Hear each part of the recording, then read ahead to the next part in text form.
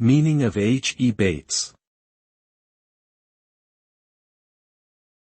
H. E. Bates. H. E. Bates. H. E. Bates. H. E. Bates. H. E. Bates refers to the name of an English author, Herbert Ernest Bates. He was born on May 16, 1905, and died on January 29, 1974.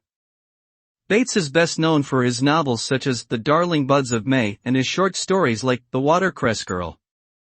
He also wrote essays and autobiographical works. His writing style is known for its descriptive and pastoral qualities, often depicting the English countryside and rural life. Overall, H. E. Bates is an important figure in 20th-century English literature, with a legacy that has endured long after his death.